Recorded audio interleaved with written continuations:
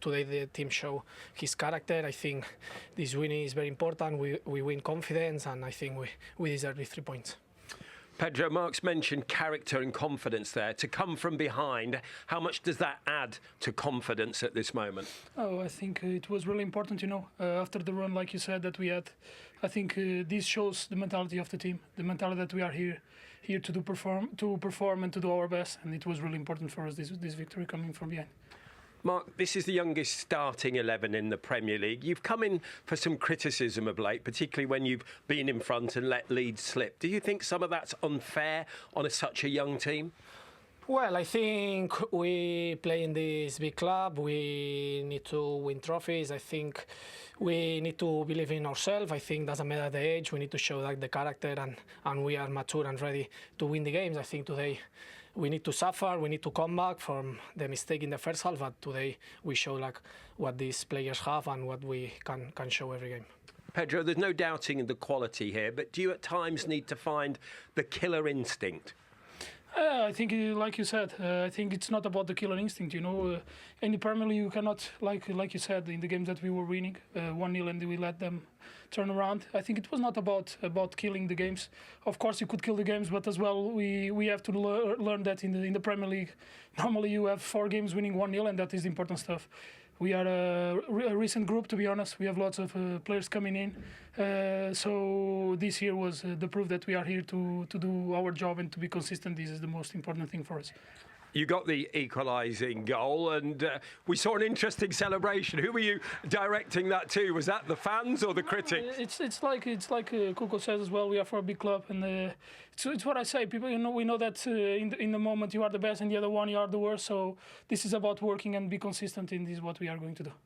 Mark, other teams had faltered at the weekend. You grabbed the 3 points tonight and took the 4th place. How big a message was that you sent out to your rivals for that battle for the Champions League spots tonight? Yeah, I think today we show that we are ready. I think we have the quality to stay in the top positions. I think today we came before from a tough moments, and then we do a mistake and we start losing, but today we show we need to suffer. We play together like a team, like a family, and today I think we deserve, and it's very important for us. Pedro, just finally, Mark's mentioned that you've suffered at times tonight and in previous games. The manager's talked about that, but he's talked about it in a positive way, that's the way you learn, get stronger and get better. Do you sense that's the direction you are now moving in? Of course, it's the direction. I think even to win trophies, you have to suffer. You have to know how to suffer. So we are here to suffer, to do our best, and to take the most points that we can to be in the top place. Well done. Thank you. Thank you. Thank you very much. Yeah, there was great expectation after a lot of spending, a lot of deals, that Chelsea would be up there fighting, and they are back in the top 4 tonight. Is it important, Gianfranco, that they have shown a little bit of resilience this evening? They had to suffer, they've had to work the hard way and come from behind to win. Yeah, that's the most important thing I take from this game. He hasn't been the best in terms of quality, in terms of football, but it was important to win. It was important to come back from the situation they did. Because West Ham, to be fair, they played a good game. They made it very, very difficult for them. Created a lot of density, which was not easy to find spaces. So I feel that it's a very, very important game. Do you think this was a good performance from West Ham? Yeah, it was good. Yeah, listen, Chelsea, going away to Chelsea is a tough place, for anyone to go. There's a huge rivalry between the two teams. You mentioned to Graham Potter before the game what he preferred. He wants both a performance and a result. They were very close to getting it. It was a decent performance. Listen, this isn't the best Chelsea team we've ever seen, and they're not in the best form as well right now. So I think in some ways, being 1-0 up at half-time, Chelsea, as I say, going through a little bit of a rough patch, I think they'd be disappointed that they haven't come away with something from the game, because, as I said, with 45 minutes to go, 1-0 up, yeah, they would have. I think they'd been confident they could have taken something. Yeah, really good position they were at half-time after Jared Bowen, who's back in the side for the first time in 2025, got the goal. Yeah, I just think when you talk about Graham Potter, you talk about playing from the back, but when you've got a real advantage, Souček against Cucurella, you have to use that. And that's what he does from the goal kick. You see everyone's pushed up, they're not trying to play from the back. He knows Souček's always going to win that header. He knows everything there is to know about Cucurella. Exactly, yes.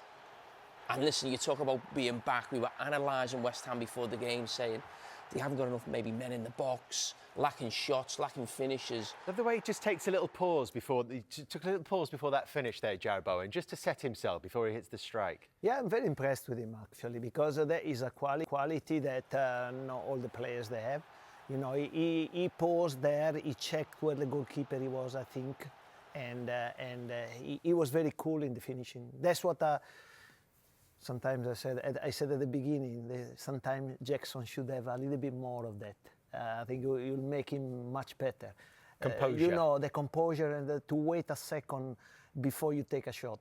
And you know, it gives you that edge that allows you to score more goals. Not the prettiest goals from Chelsea in the second half, but as we said, hugely valuable for what they're trying to achieve this season, and vital that they got themselves a foothold in the game with this equalising goal. Maybe there is cause for a foul in the build-up. We'll come back to that. 24 seconds after that incident is the actual ball in the back of the net. Well, I said after the first half that there was too much density in the middle, and Chelsea should have tried more on wide areas to create something, because that's the way, you know. And that was exactly the case. Very unlucky in the first shot, but the second one, Neto was very good. Quality on this cross, Jamie, from Neto there. Fantastic. He has got real quality. And you know what, even at his time at Wolves, maybe through injuries, have we seen enough of it? But we got the finish there. But the big decision, when this great cross comes in, is it a touch? And they have to be absolutely sure. Yeah, I mean, I think they got to the right decision. You can't be sure. You see, there's a little, probably a nick more of Soufal, really, maybe the. It definitely hits Soufal, doesn't it? Yeah, definitely on that situation there. You see from another angle here, again, wonderful cross, but I'm not sure he does touch it, if I'm being totally honest. It probably gets as close as it can possibly get, but a little bit of good fortune maybe, but great finish. So was this a foul, Jamie? I'm not sure you're going to get that. Now, it looks really bad there. But I think in the context of he's not that close to the ball. He's running across his line, isn't he? No, listen, is he going for the ball? No. Does he not come out the way? Yes. But referees don't give that as a foul. Maybe it's like the same foul that Cowell received when they conceded the first goal. Oh. Similar, no? Yeah. Well, VAR didn't look at it. They have to consider this about the attacking possession phase and consider the time limit or the number of passes. And not necessarily when the attacking team have gained possession. The other considerations they have to make, the ability of the defence to reset and the momentum of the attack. So I suppose, given that it's 24 seconds, with the argument that they did have the chance to reset. Yeah, and I think when you see it there, he's not that close to the ball, him and Colwell, so the referee's not going to give that. Is he going for the ball? No. They've got plenty of time, haven't they, to get back in defensive Yeah, but structure. they've got plenty of time to sort of reset and get players behind the ball. I don't think it makes a massive difference. It's just whether it was a foul or not. Perhaps should have been a foul on the pitch. Pardon? Perhaps it should have been a foul on the pitch. Yes. I'm not convincing you, am I? You're not. Listen, the them fouls that we all say that's a foul, but referees never give them. Now you can never go to the referee, but you're not going to get that. They just don't give it. He's not close enough to the ball. It's not stopping him. It's just moving someone out the way. And maybe I'm being a bit more defensive because I'm a defender. First glance as well, maybe we thought we got this moment of magic from Cole Palmer, but perhaps not. No, maybe not. But anyway, it was the one who took the ball. You know, he went against the defender and he created an opportunity. Then he was lucky, but in the way, he was the one who had the initiative to try to do something. So, try and force something, yeah? Yeah, exactly. And that's what we've been talking about in the first half. You know, there are games like that where you need to, you know, create something that is not coming from the normal play, and it's exactly what is done there. Chelsea not in great form, but they needed that, and you need a bit of luck. I said over the weekend, Liverpool had a little bit of luck at times against Bournemouth. Arsenal had a bit of a luck with the deflection to get themselves back 2-1 really quickly after going 1-1. And it wasn't going great for Chelsea, but they needed that little bit of luck. Maybe something VAR on the first goal, deflection on the second goal, but they need to get back into better form, because if they don't, they will miss out on the Champions League. But it's there for the taking for 4 or 5 teams. Plus, Maresca made the call to bring Tosin back into the starting lineup ahead of Chalobah. And what a big intervention that was in the final moments. Yeah, no, absolutely. He's been brave also, changing the goalkeeper. I think Maresca is making the decisions that they need to be made, and I think despite everything, things are going in the right direction. I agree. You cannot play always perfect football, nice and tidy, and sometimes in games like this, especially when it's a tough moment, you need to get something out of that. I'm sure that they will get a lot of confidence from this. Far from perfect tonight, Chelsea, but they got the job done at Stamford Bridge. You emphasised the importance that you wanted performance and results. Tonight you didn't get the result, but were you happy with the performance that your team gave? Lots of aspects of it, yeah. And the spirit of the team was fantastic. Gave everything to the players. I thought it was relatively even in terms of chances in the game, but could have nicked something at the end with Mo. But in the end, we come away with nothing in terms of result, but performance, lots of things to be positive about. How important was the start tonight? You seemed to come here, you silenced the crowd, you get the first goal. Was that very much in your game plan tonight, to keep this place quiet, to give you a chance? Yeah, well, I think it was, and you look at the second half, they had to make some substitutions. The first goal was a bit of a turning point for us. We maybe thought it was a foul on Jared leading up to it, and sometimes you need those things to go your way. It wasn't to be. I think we'd have held on a little bit more, sensed the crowd getting a bit frustrated, and obviously Chelsea weren't overly happy with what they were doing because they made all the substitutions. So we were doing well, but we couldn't quite hang on, and like I said, we had a real big chance at the end to take a point. Is it fair to say both goals you conceded had a touch of misfortune about them from your perspective? Yeah, they're deflected. Certainly the second one's a deflection, but obviously, we know he's got that quality as well. So, no, we have to focus on what we did well. We have to focus on, like I said, the spirit of the performance. You can see the reaction of our supporters after the game. They appreciated the effort. They appreciated the togetherness of the team, and that's something we have to keep going with. You also spoke before the game with the lads about the importance of the time you'd had on the training field, and they mentioned in commentary tonight there seemed to be more rigid West Ham, more defensive, more tighter, everybody knowing their jobs. Did you sense that was coming through as well? Well, I think you've got to be here as well, because there's a lot of talent on the pitch. Like I said, not just the starting 11, but the substitutes as well. They can bring on a lot of talented players, but I thought the shape of the team was really, really good. The effort of the team was really good. The application of everything was really good. Like I said, you need a bit of luck. Like I said, we felt a little bit unfortunate with the first goal lead up to, but it wasn't to be. We have to accept their defeat and take the positives of the performance. Recent weeks, the club's had to go to war without recognised strikers. To have Gerrard back, to have the people you brought in the building back, how much cause for optimism is that looking forward from tonight? Yeah, there was no Paqueta, no Alvarez tonight, no Somerville, no Fulkrug, no Antonio, no Todibo. So we named those players. There's quite a lot missing. So that's a lot for us in terms of positive. The performance we were able to put on, the fight we were able to give. And I'm really pleased with the players, really pleased with the application, really pleased with the effort and the spirit of the team. Something really, really, really positive. And very finally, I hope I'm going to be the last reporter to talk to you about the transfer window. Literally an hour or so to go. James Ward-Prowse, we know, Evan Ferguson. Is there anything else you're aware of, hoping of, or is the window closed at West Ham United? Is Groundhog Day over? You never know. You never know. No, I'm sure I can take some more questions, no problem. Well, I can keep asking him. It's a question of whether you can tell me anything. Well, I probably won't answer any questions, but I'm happy for you to ask the question, no problem. Would you like to get something else done? There we go. No, I think we'll see. You never know what happens in the window, but as you can see from tonight, the performance of the team in terms of the spirit, the togetherness, the understanding of what we're trying to do is there, so we have to build on that. Graham, appreciate your time. Thank you. Cheers, mate. All the best. Makes me think they might be trying to do something. I'm just trying to check my phone, see if West Ham made any late ones. It's that kind of night, isn't it? He mentioned it a couple of times, that moment for Kudus right in front of the Chelsea goal.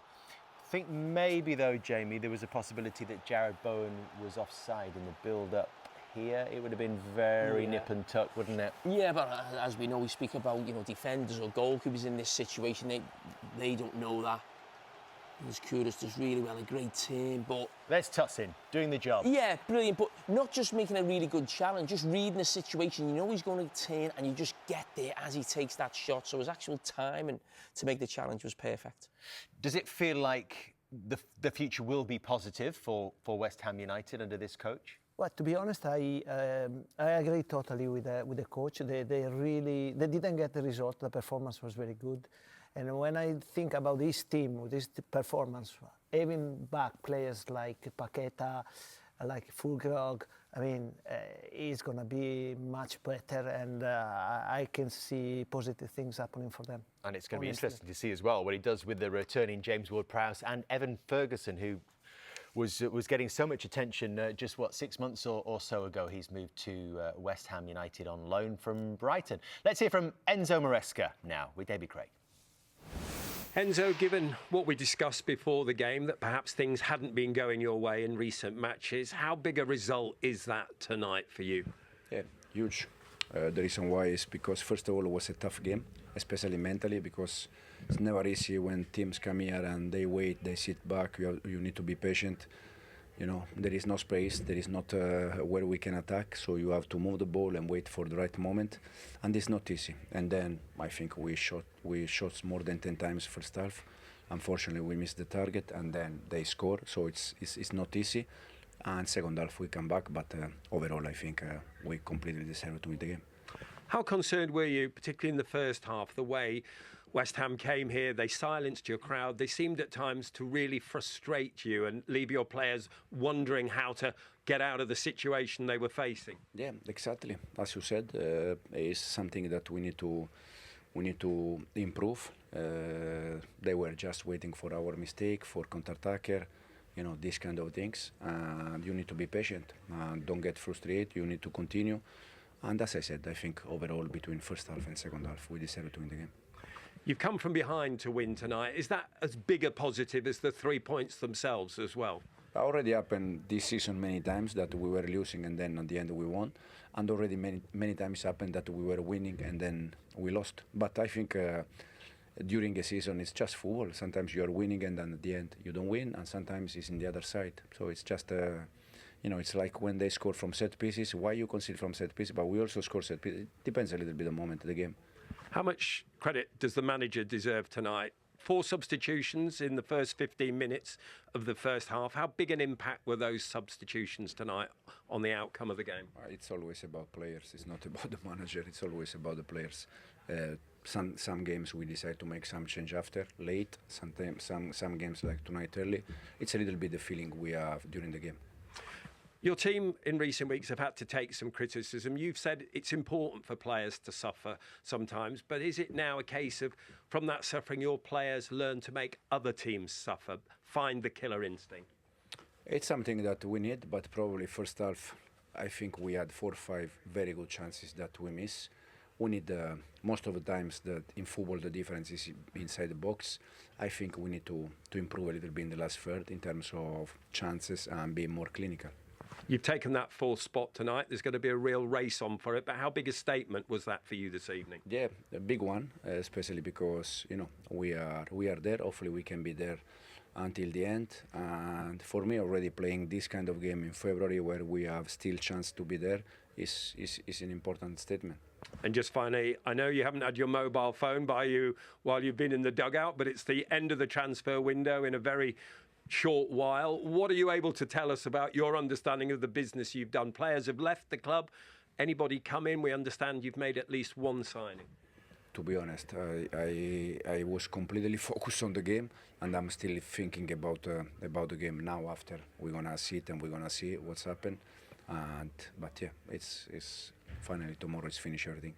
Well, if you need to know, Sky Sports News is on. You'll catch it. They're doing a deadline show. You'll find out everything. Thank you very much. Thank you. Cheers.